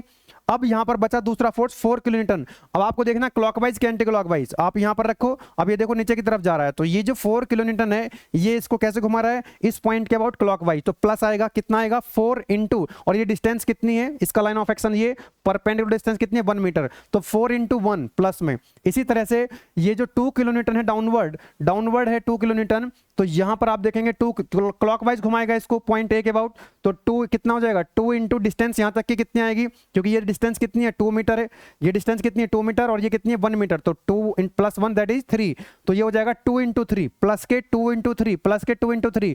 अब यहां पर देखेंगे RC, यानी कि RC ऊपर की तरफ है। अब ये RC कैसे घुमाएगी इस पॉइंट A के अबाउट, क्योंकि हम तो पॉइंट A के अबाउट मोमेंट लिख रहे हैं, तो ये ऐसे घुमाएगी इसको एंटी क्लॉकवाइज, तो माइनस के RC, और RC तक की डिस्टेंस कितनी है? 2 प्लस 2 दैट इज 4, तो माइनस के RC, बिकॉज एंटी क्लॉकवाइज है, माइनस के RC into 4 that is equal to 0। तो यहां से हमको RC की वैल्यू मिल जाएगी, that is coming out 2.5 kilonewton. तो हमने लिख दिया यहाँ पे 2.5 किलोन्यूटन RC की वैल्यू मिल गई। अब दूसरा क्या है कि जितने y डायरेक्शन में जितने फोर्सेस होंगे, algebraic sum 0, summation Fy equal to 0, तो समेशन Fy इक्वल टू 0 जब हम यहाँ लगाएंगे, ऊपर की तरफ फोर्स तो प्लस, नीचे की तरफ तो माइनस, सबका सम कितना हो जाएगा? 0, है ना। तो कितना हो गया? RA ऊपर की तरफ तो RA प्लस, RC ऊपर की तरफ तो RC प्लस, डाउनवर्ड कितना है? 4, तो माइनस के 4, डाउनवर्ड कितना है? 2, तो डाउनवर्ड कितना हो गया? माइनस के 2। तो यहां से आप RC की वैल्यू यहां से पुट कर दीजिए, तो RA की वैल्यू कितनी आ जाएगी? 3.5। आप क्रॉस चेक कर सकते हैं कि डाउनवर्ड कितना है? 4 प्लस 2 दैट इज 6, तो इन दोनों का सम भी कितना होना चाहिए? 6 के बराबर होना चाहिए। तो दिस प्लस 3.5 प्लस 2.5 कितना होता है? 6, तो 6 के बराबर है। जितना फोर्स नीचे उतना फोर्स ऊपर, ठीक है। तो इस तरह से हमने क्या कर लिया बेटा? रिएक्शन भी निकाल लिए। अब बहुत ध्यान से मेरी बात को सुनेंगे आप लोग। सबसे पहले रिएक्शन निकालने के बाद अब आप क्या करेंगे? हर एक ज्वाइंट का FBD बनाएंगे और मेंबर्स के अंदर फोर्स कैलकुलेट करते चले जाएंगे, फोर्स कैलकुलेट करते चले जाएंगे कि उसका मैग्नीट्यूड कितना है, प्लस आया तो इसका मतलब ठीक है टेंशन में है, और माइनस आया तो कंप्रेशन में है। इस बात का आपको यहां ध्यान रखना होता है कि सबसे पहले हम कौन से ज्वाइंट को कंसिडर करें, कौन से ज्वाइंट का FBD बनाएं, ये इंपॉर्टेंट है। तो आपको ये ध्यान रखना है कि ऐसे ज्वाइंट का FBD बनाना है जहां पर 2 से ज्यादा अननोन ना हो, केवल 2 अननोन हो या 1 अननोन हो, ठीक है ना। तो जैसे अगर आप यहां पर बनाएंगे, जैसे आप यहां पर बनाएंगे कि जैसे पॉइंट B को अगर आपने कंसिडर कर लिया, पॉइंट B को कंसिडर कर लिया, तो इस वाले मेंबर में फोर्स नहीं पता, इसमें भी नहीं पता, इसमें भी नहीं पता, इसमें तो 4 मेंबर हैं, चारों में ही हमको फोर्स नहीं पता, 4 अननोन हो जाएंगे, और इक्वेशन हमारे पास 2 ही रहेंगी, summation Fx equal to 0, summation Fy equal to 0। तो 2 इक्वेशन 4 अननोन आप सॉल्व नहीं कर पाओगे, ठीक है। सॉरी, इस ज्वाइंट को अगर सेलेक्ट करते हो 1 2 3, 3 मेंबर हैं, 3 अननोन, नहीं सॉल्व हो पाएगी प्रॉब्लम आपकी। यहां पर भी देखो 1 2 3, 3 मेंबर है, नहीं सॉल्व हो पाएगी आपकी प्रॉब्लम। यहां पर देखो 1 2, ये तो रिएक्शन ऑलरेडी पता है, नोन है। तो यहां पर अगर आप ज्वाइंट सी को सेलेक्ट करते हो, ज्वाइंट सी का FBD पहले बनाते हो, तो यहां पर 2 ही अननोन है, तो आपके पास 2 इक्वेशन रहेंगी, summation Fx equal to 0, summation Fy equal to 0। तो आप दोनों मेंबर के अंदर फोर्स कैलकुलेट कर पाओगे। इस ज्वाइंट A को अगर आप FBD बनाते हो पहले, तो यहां 1 2 2 ही मेंबर हैं, क्योंकि रिएक्शन पता है पहले से, तो यहां भी 2 अननोन है, तो यहां भी आप सॉल्व कर पाओगे, मेंबर के अंदर फोर्स निकाल पाओगे। अब या तो ज्वाइंट A का FBD पहले बनाओ, फिर ज्वाइंट C का पहले बनाओ, इन दोनों में से किसी का भी एफबीडी पहले बना सकते हो, that is your choice, that is your choice. अगर मैं पहले, ध्यान से सुनो, अगर मैं इसका बना लेता हूं पहले ज्वाइंट ए का, तो मेरे पास इसमें फोर्स आ जाएगा, इसमें फोर्स आ जाएगा। फिर मैं ज्वाइंट ई को सेलेक्ट करूंगा, क्योंकि यहां पर 3 मेंबर हैं, इसमें तो फोर्स आ चुका होगा। जब ए को मैं पहले कर लूंगा तो इसमें तो फोर्स आ चुका है, तो इसमें पता लग जाएगा मुझे। तो जब इस ए के बाद मैं ई को सेलेक्ट करूंगा, तो उसके बाद 3 मेंबर हैं यहाँ पे, 3 में से एक में तो आ चुका है, फिर 2 बचे ना यहाँ पे, कि 2 ही अननोन है, एक तो आ चुका है, 2 बचे ना। तो अब फिर इसके बाद ए के बाद हम ई को सेलेक्ट कर सकते हैं, देन उसके बाद हम बी को सेलेक्ट कर सकते हैं। क्यों? क्योंकि जब हम ई को सेलेक्ट करेंगे तो इसमें फोर्स पता लग जाएगा, इसमें हम पहले ही पता लग चुका है, तो अब 4 की जगह यहाँ पर 2 अननोन रह जाएंगे, इसमें और इसमें, है ना। तो बी को सेलेक्ट करके आप इसमें और इसमें फोर्स निकाल सकते हो। फिर आप सी को सेलेक्ट कर सकते हो, ठीक है ना, इसको तो आप कभी भी कर सकते थे। फिर आप डी को कर सकते हो, ठीक है ना, इसके बाद इसको सेलेक्ट कर सकते हो, या फिर बी के बाद इसको सेलेक्ट कर सकते हो, ठीक है ना। चलिए अब हम 1 बाय 1 करेंगे। पहले मैं ज्वाइंट सी का एफबीडी बना रहा हूं, ज्वाइंट ए का एफबीडी बना रहा हूं, एफबीडी ऑफ ज्वाइंट ए। अब एफबीडी कैसे बनाओगे कि ज्वाइंट ए पर कितने फोर्स हैं, कितने मेंबर हैं वो देखना होगा, रिएक्शन है वो देखना होगा। तो यहां पर एक रिएक्शन लगी हुई है ऊपर की तरफ 3.5, एक इधर की तरफ ये मेंबर ए बी है, तो हम मान लेंगे इसके अंदर कितना फोर्स है, एफ ए बी, और यहां पर कितना फोर्स है, एफ ए ई। ये ए है और ये ई है, तो वही हमने किया यहाँ पे, और बीच का एंगल कितना है, 60 डिग्री है। तो ये हो गया आपका ए ई, और ये बी हो गया। हमने क्या बोला था आपको कि हमेशा टेंसाइल फोर्स मान लेना है आपको, ठीक है। तो हमने टेंसाइल फोर्स आउटवर्ड डायरेक्शन मान लिया है, F A E F A B, angle हो गया 60 degree. Summation F Y equal to 0 लगा दीजिए, summation F Y equal to 0 लगा दीजिए, ठीक है ना। ऊपर की तरफ प्लस, तो आर ए ऊपर की तरफ है तो प्लस आर ए। अब यहाँ पर 2 कंपोनेंट आएंगे, है ना। ऊपर की तरफ कितना कंपोनेंट आएगा वाई डायरेक्शन में, एफ ए ई साइन 60, तो plus F A E sine 60 ऊपर, तो plus equal to 0। R A की वैल्यू पुट करेंगे तो एफ ए ई की वैल्यू आ जाएगी, दैट इज कमिंग आउट -4.04। अगर माइनस में आ रहा है इसका मतलब ये कंप्रेशन है ना। हमने लिख दिया यहाँ पर F A equal to 4.04 kilonewton, that is compression. Next आता है बेटा आपका F X, summation F X equal to 0 Y direction में, तो कितना है वाई, सॉरी एक्स डायरेक्शन में कितना है, एफ ए बी, और इसका कंपोनेंट कितना आएगा, एफ ए बी तो आ जाएगा इधर की तरफ प्लस में, और ये भी इधर की तरफ आएगा टुवर्ड्स राइट, क्योंकि towards right plus, towards left तो माइनस, तो एफ ए ई कॉस 60, है ना, इसके साथ आएगा कॉस 60। अब यहाँ पर एफ ए ई की वैल्यू यहाँ से पुट कर दीजिए, ध्यान रखना आपको ये वाली वैल्यू पुट करनी है जो ओरिजिनल वैल्यू आई थी इसकी, दैट इज माइनस में आई तो माइनस के साथ, प्लस में आएगी तो प्लस के साथ। तो हमने यहां पर वैल्यू पुट कर दी माइनस के 4.04 cos 60। एफ ए बी आ जाएगा यहां से 2.02, प्लस में आ रहा है, इसका मतलब ये टेंशन में है। अब यहां पर आप देखेंगे तो हमने एफ इस ज्वाइंट को जब सेलेक्ट किया, ए ई की वैल्यू आ चुकी है, ए बी की वैल्यू आ चुकी है। अब हम ज्वाइंट ई को सेलेक्ट करेंगे, क्योंकि अभी भी अगर हमने बी को सेलेक्ट कर लिया, बी को सेलेक्ट इसलिए नहीं कर सकते क्योंकि इसमें तो फोर्स पता है, अभी भी यहां पर 1 2 3 अननोन है। तो हम ज्वाइंट ई को, ज्वाइंट ई का एफबीडी बनाएंगे, या फिर हम ज्वाइंट सी का एफबीडी बनाएंगे। तो हमने यहां पर ज्वाइंट सी का एफबीडी बना लिया है, एफबीडी ऑफ ज्वाइंट सी।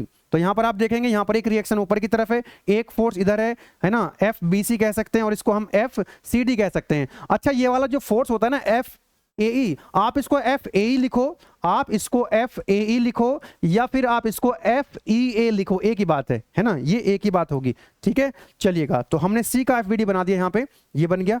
फिर आप F summation F Y equal to 0 करो, summation F X equal to 0 करो, समेशन एफ वाई 0 करोगे तो कितना आएगा, आर सी ऊपर की तरफ है तो प्लस, ये आ जाएगा साइन, है ना, एफ सी डी ऊपर की तरफ साइन 60 इक्वल टू 0 करेंगे, आर सी की वैल्यू पुट करेंगे, एफ सी डी की वैल्यू माइनस मारी है, इसका मतलब ये कंप्रेशन है। Summation F X equal to 0 करेंगे तो ये F B C towards left है तो माइनस के एफ बी सी, और इसका ये भी किधर जाएगा, वाई एक्स डायरेक्शन में, एफ सी डी cos 60 और माइनस के साथ आएगा। तो यहां से आप एफ सी डी की वैल्यू पुट कर देंगे, ये देखो माइनस में आया तो माइनस की वैल्यू पुट करेंगे माइनस के साथ, ठीक है ना, ये वैल्यू यहां पुट करेंगे, और यहां से आपको एफ बी सी मिल जाएगा, प्लस में आ रहा है, इसका मतलब किसमें है बेटा, ये टेंशन में है। अब आप ये फोर्स निकाल चुके हैं, इसमें फोर्स निकाल चुके हैं, इसमें निकाल चुके हैं, इसमें भी निकाल चुके हैं। अब आप जो है इन दोनों में चाहिए आपको फोर्स, तो आप पॉइंट ज्वाइंट बी का एफबीडी बना लीजिए, ठीक है ना, और लास्ट में आप ई का बना लेंगे तो इसमें आ जाएगा, या फिर ई का ना बना करके डी का बना लेंगे तो इसमें आ जाएगा। इसी तरह से आपको बार बार वही जो स्टेप्स हैं रिपीट करने हैं। तो यहाँ पर हमने ज्वाइंट ई का बनाया, पहले ज्वाइंट ई का एफबीडी बना लिया वहाँ पे।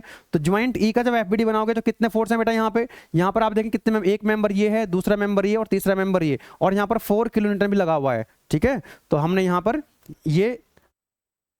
ये बना लिया ज्वाइंट ई का। तो यहाँ पे इक्वेशन लिखेंगे वाई डायरेक्शन में तो कितना आएगा, ऊपर की तरफ देखो ये 4 किलोमीटर नीचे की तरफ है, डाउनवर्ड तो इसलिए माइनस लिखा है।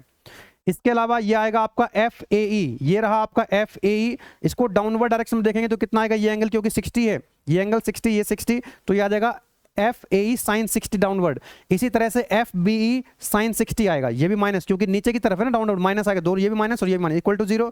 तो यहाँ से एफ ए की वैल्यू हम पहले कैलकुलेट कर चुके हैं, वैल्यू पुट करेंगे तो एफ बी की वैल्यू आ जाएगी जो कि कंप्रेशन में आएगी 0.58 kilonewton. Summation F X equal to 0 कर देंगे, है ना। तो ये देखो डी ई तो इधर की तरफ है, प्लस एफ बी ई ये वाला इधर की तरफ आएगा तो प्लस, और ये वाला उधर की तरफ रिजॉल्व हो जाएगा तो माइनस, ठीक है। यहाँ से एफ डी ई की वैल्यू मिल जाएगी, माइनस में आ रहा है इसका मतलब कंप्रेशन में है। अब हमने बी का बना लेंगे, यहां पर जो लास्ट में हमने क्या करा, आप पहले इसका बना लेते कोई दिक्कत नहीं है, इसका बनाए, आप पहले इसका ही बना सकते थे, नो प्रॉब्लम एट ऑल। अब हमने लास्ट में किसका बना लिया बेटा, बी का बना लिया है, ठीक है ना। तो इसमें भी वही summation F Y equal to 0 summation F X equal to 0 करेंगे तो ये वैल्यू एफ बी डी की यहां से आपको मिल जाएगी। ओके, एफ बी डी की वैल्यू यहां से मिल जाएगी, और बाकी के सारे फोर्सेस हम पहले से ही कैलकुलेट कर चुके हैं पहले से, क्योंकि हम यहां से कर सकते थे बहुत सारे, पहले इसका बनाते तो हम इसमें भी निकाल सकते थे, इसमें निकाल सकते थे, कोई जरूरत नहीं, पहले हम कैलकुलेट कर चुके हैं। ओके, क्योंकि ई ज्वाइंट से हमने कैलकुलेट, इसमें फोर्स ऑलरेडी आ चुका था, अब हमारा एफ बी डी भी आ चुका है। अब हम क्या करेंगे, एक समरी टेबल बना देंगे, यहाँ पे जितने भी मेंबर हैं A E A B B C C D B और बी डी और डी, हमारे पास 1 2 3 4 5 6 7 7 मेंबर हैं, सबके अंदर हमारे फोर्स आ चुके हैं, ये लिखे हुए हैं, यहाँ पर लिखे हुए हैं, ये रहा फोर्स, ये रहा फोर्स, है ना। मैंने यहाँ पर रेक्टेंगल बना दी सभी के पास, यहां पर आप देख सकते हैं, इन सबको एक टेबल की फॉर्म में लिख देंगे, जहां पे टेंशन टी लिखा हुआ, जो माइनस में आए थे तो वो कंप्रेशन, और जो प्लस में आए थे वो टेंशन, ठीक है ना। तो हमने क्या करना है, मेंबर के नाम लिख देने, उसमें फोर्स का मैग्नीट्यूड कितना आ रहा है और उसका नेचर कैसा है, नेचर कैसा है कि मतलब कंप्रेशन में है कि वो टेंशन में है। तो इस तरह से हम प्रॉब्लम को सॉल्व कर सकते हैं। अब जो कॉन्सेप्ट है बेटा ये सेम रहने वाले हैं, ये the concept will remain same, data change होगा, वैल्यू चेंज होंगी, है ना। और कभी वो कभी हॉरिजॉन्टल बना देगा, कभी वर्टिकल बना देगा, कभी जो रिएक्शंस होती हैं, जो सपोर्ट्स होती हैं, जो हिंज सपोर्ट है, रोलर सपोर्ट है, तो मैं अभी जब प्रैक्टिस के लिए क्वेश्चन दिखाऊंगा आपको, वहां पे डिफरेंस आपको दिखाई देगा। जैसे यहाँ पर ये क्या टाइप दिया, पहले सिंपल सपोर्टेड टाइप दिया हुआ था, अभी इस बार कैंटिलीवर टाइप का दे दिया है। अगर आपको कैंटिलीवर टाइप का दे रहा है ट्रस, जो है कैंटिलीवर टाइप का ट्रस आपको दे रखा है, तो इसमें रिएक्शंस कैलकुलेट करने की जरूरत आपको नहीं पड़ती है, डायरेक्ट आप जो है मेंबर को ज्वाइंट का एफबीडी बनाएंगे और फोर्स मेंबर के अंदर कैलकुलेट कर पाएंगे, ठीक है। चलिएगा देखते हैं कैसे। कह रहा है determine the reactions and forces in each members of a simple triangular truss, ठीक है ना, supporting two loads as shown in the figure. यहाँ पर ये ट्रस आपको दिया हुआ है, यहाँ पर ये पॉइंट सी पर एक 20 किलोन्यूटन का लोड लगा है, यहाँ पर बी पर भी 20 किलोन्यूटन का लोड लगा हुआ है। तो यहाँ पर ये क्या कर दिया है, इसको यहाँ पर ये फिक्स कर दिया है, ठीक है ना, कैंटिलीवर टाइप का है। तो अब यहाँ पर आप ज्वाइंट सी को सेलेक्ट कर लो बेटा। ज्वाइंट सी को जब आप सेलेक्ट करोगे तो यहाँ पर तो एक और दो ही फोर्स है, यानी कि दो ही अननोन है, दो इक्वेशन अपने पास होती हैं, तो इसमें फोर्स आ जाएगा, इसमें फोर्स आ जाएगा। अभी यहाँ पर कितने हैं, 3 है, 1 2 3, लेकिन जब आप इसको ज्वाइंट सी को सेलेक्ट कर चुके होंगे तो इसमें फोर्स ऑलरेडी आ चुका है। तो फिर उसके बाद ज्वाइंट डी को जब सेलेक्ट करेंगे तो केवल 2 ही अननोन बचेंगे, इसमें और इसमें, तो इसको कर लेंगे। फिर उसके बाद आप ज्वाइंट बी को सेलेक्ट कर लीजिएगा। जब ज्वाइंट बी को सेलेक्ट करोगे तो इसमें तो फोर्स ऑलरेडी आ चुका है, इसमें भी आ चुका है, तो केवल एक बचेंगे, ये वाला और ये वाला। तो यहां से भी आप इसको सेलेक्ट करके कर सकते हैं। उसके बाद जब आप इसको सेलेक्ट करेंगे, ठीक है, इसमें फोर्स आ चुका है, इसमें आ चुका है, इसमें आ चुका है। अब जब इसको सेलेक्ट करेंगे बेटा, इसमें तो आ चुका है, इसमें भी आ चुका है, तो फिर इसमें और इसमें आ जाएगा, ठीक है ना। तो इसलिए आप जो है ऑर्डर क्या रखेंगे, पहले सी को सेलेक्ट करें, फिर डी को, फिर बी को और फिर ई को, सारे फोर्सेस सभी के अंदर जा जाएगा फोर्स। इसमें रिएक्शंस कैलकुलेट करने की जरूरत, इसमें रिएक्शन कैलकुलेट करने की जरूरत नहीं है। तो हमने पहले एफबीडी, सीधा एफबीडी बनाओगे पॉइंट सी का, पॉइंट सी पे देख सकते हो एक ये फोर्स लगा हुआ है 20 किलोन्यूटन, एक एफ सी डी फोर्स लगा हुआ है, एक मतलब ये वाला आ जाएगा, और इधर आ जाएगा एफ सी बी या एफ बी सी आ जाएगा। अरे बोलो यस और no, are you getting my point. तो summation F Y equal to 0 और summation F X equal to 0 लगाएंगे, देखो ये फोर्स आ जाएगा यहाँ पे। हम मैंने क्या करा, यहाँ पर जो मेंबर के नाम भी दे दिए हैं, है ना, इसको बोल दिया मेंबर 1, ये मेंबर 2 है ना। अब आप फोर्स को क्या लिख सकते हैं, फोर्स एफ सी डी लिख सकते हैं या F1 लिख सकते हैं। F1 का मतलब है एफ सी डी, ये मेंबर 2 है, इसका मतलब है F2 फोर्स आएगा इसके अंदर, यानी एफ सी बी। इस तरह से ये मेंबर 1 है, मेंबर 2 3 4 5 6 7 और 8, इसके अंदर फोर्स कितना, F1 F2 F3 F4 F5 F6 F7 और F8, ठीक है ना। तो आप summation F X equal to 0, summation F Y equal to 0 करते चले जाओ, बिल्कुल सेम मेथड है, कुछ भी चेंज नहीं है, ठीक है। बस यहाँ पर ये डिफरेंस था कि कभी आप इसको देख के घबरा जाओ, कैंटिलीवर टाइप का है तो और आसान हो गया है, कोई दिक्कत नहीं है, जब आप सॉल्व कर लेंगे आप हिंट ले सकते हैं। तो कुछ फोर्स, कुछ एफबीडी मैंने बना दिए यहाँ पर, है ना, एससी का बना दिया, डी का बना दिया है, बाकी 2 का आप बना लीजिएगा। और यहाँ पर ये मैंने टेबल जितने सॉल्व करा था उतना लिख दिया यहाँ पर, बाकी मेंबर्स के अंदर आप फोर्स निकाल करके वैल्यू पुट कर दीजिएगा, इस तरह से टेबल की समरी बना दीजिएगा। तो यहाँ पर बेटा अब मैंने जितने भी कॉन्सेप्ट थे वो सारे आपको समझा दिए हैं। अब यहाँ पर कुछ प्रैक्टिस क्वेश्चन भी मैंने दे दिए ताकि आप लोग भी क्वेश्चन की प्रैक्टिस कर लो। जैसे इस टाइप का क्वेश्चन मैंने कराया आपको, ये क्वेश्चन आपको दिया, मैंने आंसर लिख दिया यहाँ पे। जब आप क्वेश्चन को सॉल्व करो तो आंसर आपके पास होंगे, तो आप उसको क्रॉस चेक कर लेना। तो हर एक मेंबर के अंदर, मेंबर बहुत सारे हैं यहाँ पे, हर एक मेंबर के अंदर मैंने फोर्स लिख दिए हैं। जब ए बी मेंबर के अंदर फोर्स निकालोगे और सी डी के तो बराबर आएगा, तो मैंने F A B is equal to F C D equal to ऐसे लिख दिया है। ए एफ और जी डी के मेंबर बराबर, ए एफ मेंबर और जी डी मेंबर के बराबर आएगा, इक्वल मैग्नीट्यूड आएगा, तो मैंने यहां पर लिख दिया। यहां पर भी लिख दिया कि कौन सा कंप्रेशन आएगा, कौन सा टेंशन आएगा, हर चीज मैंने यहां पर लिख दी है। क्वेश्चन नंबर 2 जो है वो इस टाइप से आपको दे दिया है, कुछ भी नहीं करना है इसमें।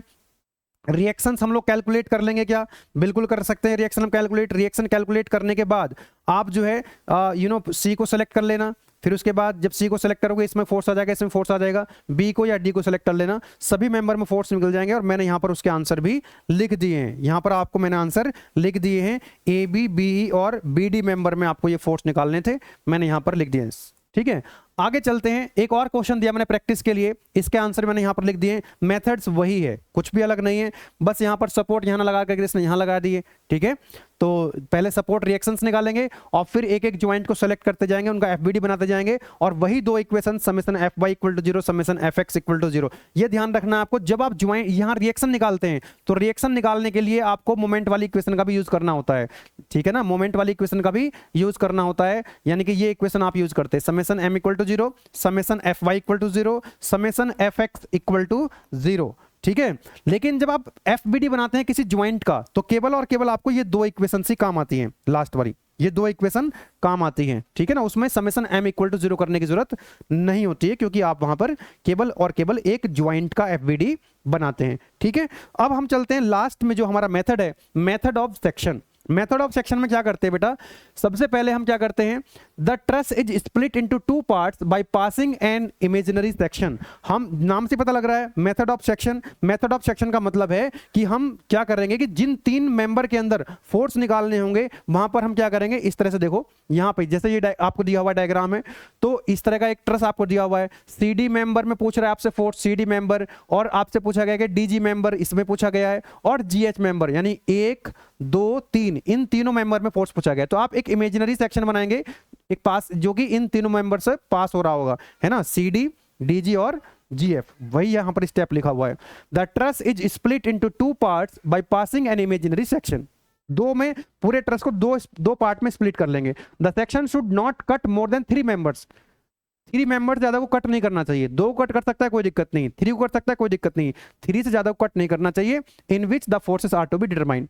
Apply the conditions of equilibrium. अभी तक हम 2 इक्वेशंस यूज करते आ रहे थे, एक ज्वाइंट को एफबीडी बनाते थे तो summation F X equal to 0 summation F Y equal to 0, लेकिन यहां पर हमारी ये वाली इक्वेशन भी यूज होगी, समेशन एम इक्वल टू 0। इन तीनों इक्वेशंस का यूज करके हम क्या करेंगे, फोर्स के मेंबर के अंदर फोर्स निकालेंगे। ठीक है ना, while applying the equilibrium equation assume the, वही करेंगे फिर से हम जो है दोनों ही केसेस में, चाहे वो मेथड ऑफ सेक्शन हो मेथड ऑफ ज्वाइंट हो, हम पहले क्या मान लेंगे, टेंसाइल नेचर का फोर्स मान लेंगे। अगर प्लस आया तो इसका मतलब ठीक है टेंशन में, अगर माइनस में आंसर आ गया तो इसका मतलब वो कंप्रेशन में। ठीक है ना, चलिएगा आगे बढ़ते हैं और एक क्वेश्चन देखते हैं। एक क्वेश्चन मैं करा देता हूं, एक क्वेश्चन आपको प्रैक्टिस के लिए देता हूं, इतना सफिशिएंट हो जाएगा आपके लिए। आइए देखते हैं। तो यहां पर एक ट्रस आपको दिया हुआ है, यहां पर ए पॉइंट बी है, ये पॉइंट सी है, डी ई एफ, और ये पॉइंट जी है, और ये पॉइंट एच है। ठीक है, आइए अब यहां पर एक फोर्स दिया हुआ है जी पर 10 किलोमीटर डाउनवर्ड डायरेक्शन में, ये एच पर भी डाउनवर्ड डायरेक्शन में 20 किलोमीटर का फोर्स दिया हुआ है। यहां पर एक रिएक्ट आपको दे रखी है सपोर्ट, कौन सी है, हिंज सपोर्ट देगा या रोलर सपोर्ट देगा। तो यहां पर आप देखेंगे पूरी की पूरी ट्रस के अंदर क्या नहीं दिया हुआ है बेटा, यहां पर आपको हॉरिजॉन्टल फोर्स नहीं दिया हुआ है, तो यहां पर केवल एक ही रिएक्शन आएगी बी पॉइंट पर वर्टिकल डायरेक्शन में आर बी, और इसी तरह से आर ए आएगी केवल वर्टिकल डायरेक्शन में आएगी रिएक्शन। तो इन रिएक्शंस को कैलकुलेट करना है, पहले हमको इन रिएक्शंस को करना है बेटा, कैलकुलेट करेंगे जैसे हम पहले कर चुके हैं। अब आपको यहां से पहचानने में आ जाएगा, अगर उसने ये बोल दिया कि मेथड यूज करना आपको मेथड ऑफ सेक्शन, तो अच्छी बात है, समझ जाओगे आप।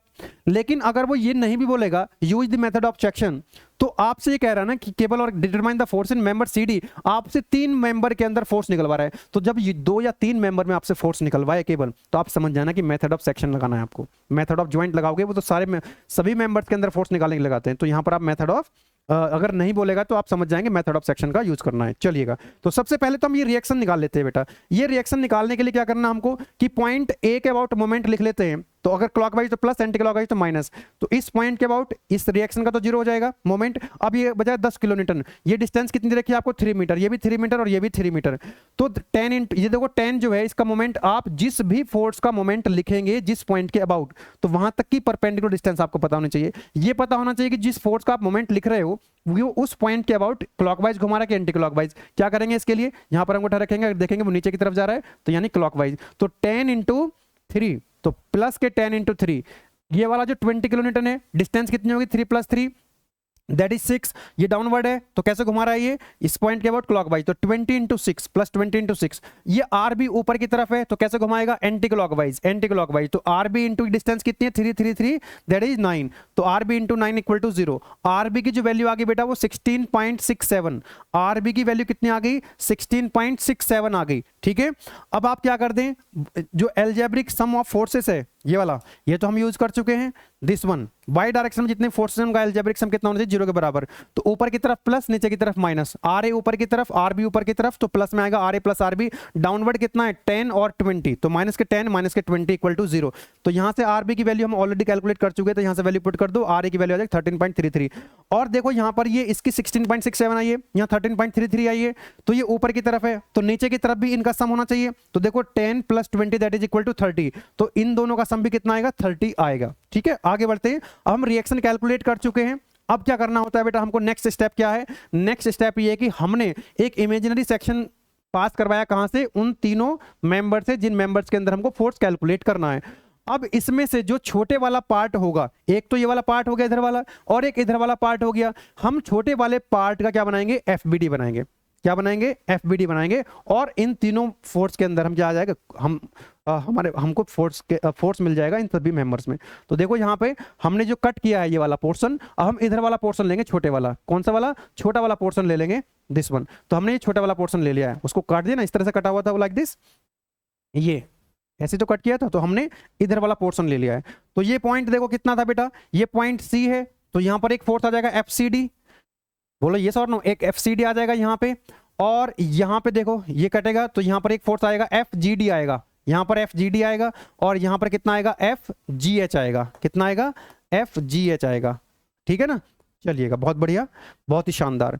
तो ये देखो यहाँ पर हमने एफसीडी दिखा दिया, यहाँ पर आ जाएगा एफडीजी और ये आ जाएगा एफजीएच, और यहाँ पर एक फोर्स भी लगा हुआ है 10 किलो न्यूटन का डाउनवर्ड डायरेक्शन में, है ना, यहाँ पर जी पे कितना लगा हुआ है, जी पे ये लगा हुआ है 10 किलो न्यूटन डाउनवर्ड डायरेक्शन में, कोई दिक्कत नहीं है। ये रहा 10 किलो न्यूटन, यहाँ ये दिखा देंगे पूरा, इस इधर का पूरा पोर्शन हम इस क्रॉस सेक्शन से इधर जो सेक्शन माना इमेजिनरी सेक्शन, इसका छोटे वाला पोर्शन जो है लेफ्ट वाला हमने यहाँ पर बना लिया है। ठीक है, अब क्या करना है आपको, ये जो पॉइंट जी है इसके अबाउट मोमेंट ले लेंगे, एक बार इसके अबाउट मोमेंट ले लेंगे और एक बार इसके अबाउट मोमेंट ले लेंगे, तो ये आपको एफसीडी पता लग जाएगा, एफडीजी पता लग जाएगा और एफजीएच पता लग जाएगा।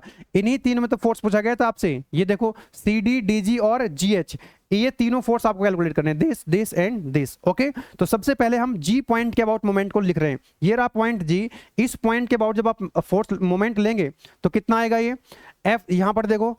अब इस पॉइंट के अबाउट जब आप मोमेंट लिखेंगे तो इस पॉइंट से जितने फोर्स पास हो रहे हैं, एक ये पास हो रहा है एफडीजी, एक एफजीएच पास हो रहा है और एक 10 किलो न्यूटन, तो इन तीनों फोर्सेस का मोमेंट इस पॉइंट के अबाउट 0 हो जाएगा, क्योंकि जिस पॉइंट के अबाउट आप मोमेंट लिखते हो उस पॉइंट से जितने भी फोर्सेस का लाइन ऑफ एक्शन पास हो रहा है उसका मोमेंट 0 हो जाता है। तो इनका तो आएगा नहीं, इस पॉइंट के अबाउट लिख रहे हैं। अब किसका आएगा, एक तो आएगा एफसीडी का। अब एफसीडी का लाइन ऑफ एक्शन तो ये है, अब इसके अबाउट आप मोमेंट लिख रहे हो तो परपेंडिकुलर डिस्टेंस आपको देखनी पड़ेगी कितनी है, that is equal to 3 metre. कितनी है ये 3 मीटर है। ये इस पॉइंट के अबाउट क्लॉकवाइज घुमा रहा है कि एंटी क्लॉकवाइज, क्लॉकवाइज घुमा रहा है ना, तो प्लस आएगा। तो एफसीडी ये रहा एफसीडी इंटू 3, एफसीडी इंटू 3। और कोई फोर्स है ये तो कंसिडर हो गया, ये हो गया। अब ये बच गया यहाँ पे कितना है 13.33 ऊपर की तरफ है, तो कैसे घुमाएगा इसको, ये जी के अबाउट क्लॉकवाइज, इसके about clockwise, plus minus plus plus आएगा। और इसका लाइन ऑफ एक्शन कौन सा है, ये इसका लाइन ऑफ एक्शन है, तो डिस्टेंस कितनी परपेंडिकुलर, दैट इज 3 मीटर। तो माइनस के 13.33 इंटू 3, तो यहां से आपको एफसीडी की वैल्यू मिल जाएगी और वो माइनस में आ जाएगी 13.33 किलो न्यूटन। माइनस का मतलब ये क्या है, कंप्रेशन में है। अब क्या कर सकते हैं हम, कि पॉइंट ए के अबाउट मोमेंट लिख सकते हैं, summation M A equal to 0। भाई एक बार हमने जी के अबाउट मोमेंट लिखा, अब हम ए के अबाउट मोमेंट लिख रहे हैं, ठीक है ना। जब पॉइंट ए के अबाउट आप मोमेंट लिखेंगे तो किसका आएगा, एफ सी डी का आएगा। ये एफ सी डी जो है इसके अबाउट कैसे घुमाएगा, क्लॉकवाइज के एंटी क्लॉकवाइज। इस पॉइंट के अबाउट आप लिख रहे हैं मोमेंट, तो ये एफ सी डी ऐसे घुमाएगा इसके क्लॉकवाइज। तो कितना आएगा एफ सी डी, और डिस्टेंस कितनी है 3 मीटर क्लॉकवाइज। तो क्लॉकवाइज यानी F C D plus into 3। अब बचा कितना यहाँ पे, इसका तो होगा नहीं, इसका मोमेंट तो आएगा नहीं। अब बचा 10 किलो न्यूटन। ये 10 किलो न्यूटन कैसे घुमाएगा, ए के अबाउट क्लॉकवाइज, और 10 का डिस्टेंस कितना परपेंडिकुलर, दैट इज 3। तो 10 इंटू 3 प्लस के 10 इंटू 3 प्लस के 10 इंटू 3, इसका कितना होगा, क्योंकि यार इस एफ जी एच का तो लाइन ऑफ एक्शन यहीं से पास हो रहा है, परपेंडिकुलर डिस्टेंस कितनी हो जाएगी 0, तो इसका मोमेंट 0 हो जाएगा। अब क्या बचा, F D G. F D G ऐसे घुमा रहा है इसको ए के about clockwise, sorry anti clockwise, तो माइनस क्या आएगा, तो कितना हो जाएगा बेटा, ये F D G anti clockwise यानी कि minus F D G into 3, तो माइनस के एफ डी जी इंटू 3। तो यहां से आप एफ सी डी की वैल्यू पुट कर दीजिए, यहां से एफ डी जी की वैल्यू मिल जाएगी जो कि माइनस में आ रही है, इसका मतलब 3.33 क्या आएगी, किलो न्यूटन कंप्रेशन। अब आप एक काम कर सकते हैं, पॉइंट सी के अबाउट भी तो आप मोमेंट लिख सकते हैं। पॉइंट सी के अबाउट, पॉइंट सी के अबाउट आप क्या लिखेंगे बेटा, मोमेंट लिखेंगे। तो जब पॉइंट सी के अबाउट मोमेंट लिखेंगे तो देखो कितने फोर्सेस हैं यहाँ पे। ये देखो इसका तो 0 हो जाएगा, ये तो यहीं से पास हो रहा है, ये वाला जो है ये भी यहीं से पास हो रहा है, बोलो ये और नो। अब ये फोर्स बच गए यहाँ पर 3, इनका मोमेंट लिखना है। सबसे पहले यहाँ पर देखो 10 किलो न्यूटन है। अब 10 किलो न्यूटन हम किसके अबाउट ले रहे हैं मोमेंट, पॉइंट सी के अबाउट, तो क्लॉकवाइज तो प्लस आएगा, कितना आएगा 10 इंटू 3, तो ये हो जाएगा 10 इंटू 3। ये जो एफ डी जी है ये घुमाएगा इसको एंटी क्लॉकवाइज, तो माइनस में आएगा, कितना आएगा माइनस, माइनस कितना F D G, F D G और डिस्टेंस कितनी है 3, तो माइनस के एफ डी जी इंटू 3। ये बचा आपका जी H, F G H. F G H कैसे घुमा रहा है इसको, ये भी एंटी क्लॉकवाइज घुमाएगा सी के अबाउट, तो ये भी आ जाएगा माइनस, ये भी आ जाएगा माइनस, माइनस कितना एफ जी एच और डिस्टेंस कितनी है परपेंडिकुलर, दैट इज 3। तो यहाँ से एफ डी जी की वैल्यू पुट कर दीजिएगा, एफ जी एच आ जाएगा जो कि प्लस में आ रहा है 13.33 किलो न्यूटन, जो कि टेंशन में है। फिर हमने क्या लिखा, तीनों मेंबर के अंदर फोर्स आ चुका है, C D member, D G member में और जी एच मेंबर में। तो हमने मोमेंट यहाँ पर लिख दिया कि जो मैग्नीट्यूड है वो यहाँ लिख दिया, फोर्स का मैग्नीट्यूड, नेचर यहाँ लिख दिया कि ये कंप्रेशन में है दोनों और ये टेंशन में है। तो इस तरह से सी डी डी जी और G H, C D D G और जी एच मेंबर के अंदर फोर्स निकालने थे, वो हमने यहाँ पर फोर्स निकाल लिए हैं। तो इस तरह से जो है आप क्वेश्चन को सॉल्व कर सकते हैं, कोई दिक्कत नहीं है। एक जो है क्वेश्चन मैंने यहाँ पर दे दिया आपको प्रैक्टिस के लिए, यहाँ पर आप देख सकते हैं, यहाँ पर डी जी आपको डी जी, डी एफ और डी जी, देखो डी एफ कहाँ है, डी एफ कहाँ है बेटा, यहाँ पे वेयर इज डी एफ, एक तो ये वाला फोर्स है, यहाँ पर एक मेंबर आपके पास ये वाला है, यहाँ पर आपको फोर्स निकालना है डी एफ में। और डी जी कहाँ है बेटा, ये रहा आपका D G, this one, this is the D G. और ई जी, और ई जी, ई जी कहाँ पर है, this is E and this is, ये रहा ई जी। तो 1 2 3, इन तीनों फोर्स में क्या निकालना है आपको, तीनों मेंबर्स के अंदर फोर्स निकालना है। तो आप मेथड ऑफ सेक्शन यूज करेंगे और उसके लिए क्या करते हैं, आप इमेजिनरी एक्सिस, इमेजिनरी सेक्शन पास कराते हैं उन तीनों मेंबर से, एक्स एक्स। अब आप क्या करेंगे इसके बाद, ये इधर तो बड़ा पोर्शन है, इधर छोटा पोर्शन है, तो स्मॉल पोर्शन का एफबीडी बना लेंगे आप, है ना। तो यहाँ पर इनमें आप जो है 1 2 3 तीनों में बिल्कुल सिमिलर टाइप का क्वेश्चन है, आप प्रैक्टिस करेंगे हो जाएगा, ठीक है। मैंने इसके आंसर लिख दिए ताकि आप जब आंसर कैलकुलेशन करें तो आपको इनके आंसर पता लग जाए, आप अपना आंसर यहाँ से वेरीफाई कर सकते हैं, ठीक है। बाकी ये मैं आपको बता ही चुका था बेटा कि जो हमारे एप्लीकेशन के अंदर कोर्सेस हैं, जिस दिन आपका बीटेक का 4th सेम का लास्ट एग्जाम होगा उस दिन से आपको थर्ड ईयर के कोर्सेस मिलने लग जाएंगे। और मैं तो कहूँगा कि एग्जाम बड़े, जब तक आपके एग्जाम ना हो जाएंगे, पूरी एनर्जी आपको अपने एग्जाम की तैयारी में लगानी है और एक अच्छे एग्जाम दे करके आओगे 4th सेम के। उसके बाद जरूरी नहीं कि एकदम से पढ़ना स्टार्ट करो, एग्जाम जब खत्म हो जाएंगे तो थोड़ा रेस्ट लेना, 2 दिन 4 दिन 1 हफ्ता जितना भी आपका मन करेगा, उसके बाद फिर से रीस्टार्ट करना, ठीक है ना। क्योंकि इवन सेम में 4th सेम में आपको टाइम बहुत कम मिला है पढ़ने के लिए, इसलिए आपको ज़्यादा एनर्जी डालने की ज़रूरत है बेटा, ठीक है। चलिएगा, तो एप्लीकेशन के अंदर कोर्स मिल जाएंगे, आप अपने जूनियर्स को रिकमेंड कर सकते हैं। अगर आपको कंटेंट हमारी मेहनत आपको लगता है कि वास्तव में मेहनत हो रही है, आपको कंटेंट अच्छा अगर लगता है तो अपने जूनियर्स को आप रिकमेंड कर सकते हैं बीटेक फर्स्ट ईयर और बीटेक सेकेंड ईयर कोर्सेज के बारे में, ठीक है। तो अब आपके पास मेथड ऑफ ज्वाइंट और मेथड ऑफ सेक्शन जो भी क्वेश्चन आएगा आप इसको इजीली कर सकते हैं। देखिए लॉन्ग क्वेश्चन आ रहेगा तो वो न्यूमेरिकल सॉल्व करने के लिए आएगा, ट्रस आपको दे रखा होगा, मेंबर्स के अंदर फोर्स निकलवाएगा। 1-2 बार ये भी पूछ लिया गया है कि आपको मेथड बताना है, मेथड को एक्सप्लेन करना है, मेथड ऑफ ज्वाइंट और मेथड ऑफ सेक्शन। तो जो जो स्टेप्स मैंने आपको बताए हैं वो स्टेप्स यहाँ पर आप लिख देना, ठीक है ना। अगर आपसे पूछे कि एक्सप्लेन कीजिए मेथड ऑफ ज्वाइंट को, तो ये मेथड ऑफ ज्वाइंट के स्टेप मैंने लिख दिए हैं, जो जो हम करते आए हैं वो सब यहाँ पर लिखा हुआ है। इसी तरह से मेथड ऑफ सेक्शन को अगर आपसे पूछेगा कि स्टेप्स बताओ कि what are the steps which are used in solving the truss by using method of section. तो मेथड ऑफ सेक्शन को सॉल्व करने के स्टेप्स मैंने यहाँ पर लिखे हुए हैं, इन स्टेप्स का यूज करके हमने न्यूमेरिकल को सॉल्व किया है। ठीक है, तो चलिए आप लोग अच्छे से पढ़ाई करें, अच्छे से एग्जाम दे करके आए। आप सभी को आपके एग्जाम के लिए all the best. Thank you बेटा।